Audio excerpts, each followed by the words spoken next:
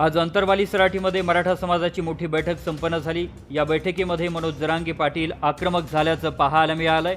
गृहमंत्री देवेंद्र फडणवीसांवरती त्यांनी गंभीर स्वरूपाचे आरोप केले।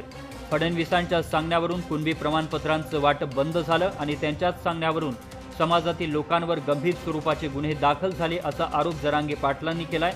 तर माझ्याबद्दलही काही लोकांना बोलायला लावून माझी बदनामी केली जाते। माझा फडणवीसांना बळी पाहिजे का असा सवाल उपस्थित करत मी माझा बळी द्यायला तुमच्या सागर बंगल्यावर येतोय असं सांगत जरांगे पाटलांनी आक्रमक भूमिका घेऊन सागर बंगल्याकडे कूच केलेली आहे। या दरम्यान आता मराठा समाजातील लोकांकडून त्यांना अडवण्याचा प्रयत्न केला जातोय, मात्र जरांगे पाटील त्यांच्या भूमिकेवरती ठाम असल्याचं सांगितलं जात आहे।